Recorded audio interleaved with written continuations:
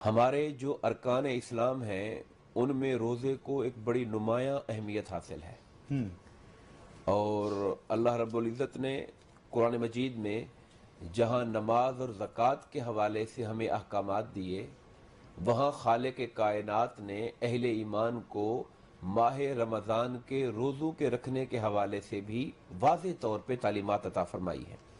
ارشاد فرمایا یا ایھا الذین آمنوا، اے ایمان والو، کتب علیکم الصیام، تم پر روزے لکھ دیے گئے ہیں۔ اے ایمان والو، تم پر روزے لکھ دیے گئے ہیں۔ یہ لفظ لکھ دیے گئے جو ہیں یہ بڑا قابل غور ہے۔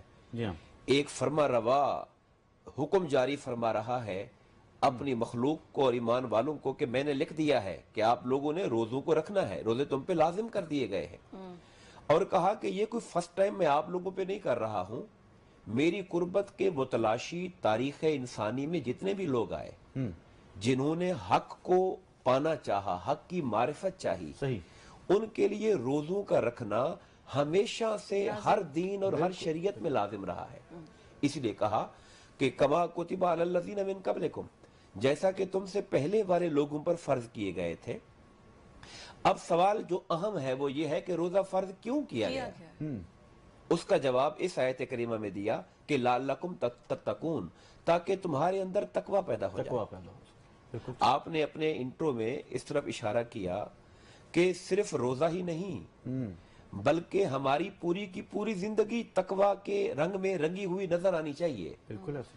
تو روزے کے ساتھ کیوں ذکر کیا؟ وہ اس لیے کہ یہ ہمارا ٹریننگ سیشن ہے، یہ سال میں ایک دفعہ ایک ریفریشر کورس ہے، یہ ایک ٹریننگ ہے کہ ہم جو پورے سال میں اپنی دنیا کی محبتوں اور چاہتوں میں گم ہو کر اپنے خالق کی محبت سے تھوڑے دور ہو جاتے ہیں، تو ہمیں ایک دفعہ پھر پورا ریفریشر کورس کروایا جاتا ہے کہ جو چیزیں حلال ہیں کھانے میں، حلال ہیں پینے میں، جن رشتوں سے تعلق اللہ نے حلال قرار دیا ہے، ان رشتوں کو بھی کہا تھوڑی دیر کے لیے چھوڑ دو، تاکہ حلال کو بھی چھوڑ کر تمہیں حرام سے چھوڑوانے کی مشق کروائی جائے، تمہیں پریکٹس کروائی جائے۔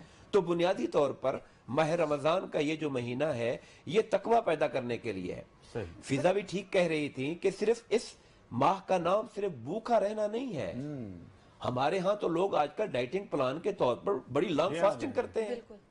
اگر محض بھوکا رہنا ہی مقصود ہو تو پھر کئی لوگ ہیں جو رات کو ارلی کھانا کھا لیتے ہیں 7 بجے، اگلے دن 10 بجے کھانا کھاتے ہیں، 16 گھنٹے کی وہ انٹرمیٹنٹ فاسٹنگ کرتے ہیں۔ یعنی نیت بہت ضروری ہے۔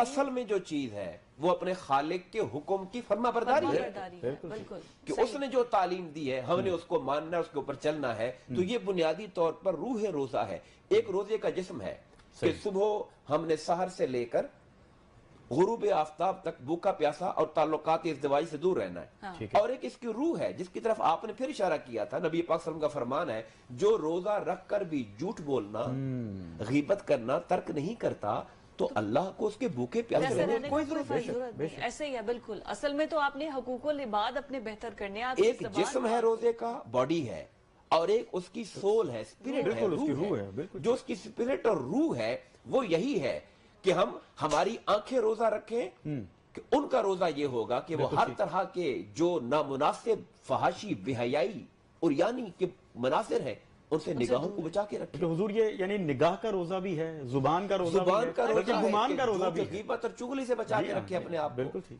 ہمارے پیٹ کا روزہ ہے کہ وہ حرام سے اپنے آپ کو بچا کے رکھے۔ تو روزہ ایک پورا کا پورا ایک ہمارے لیے پیکج ہے، ہماری روح کو بھی صاف کرتا ہے اور ہمارے جسم کو بھی صاف کرتا ہے۔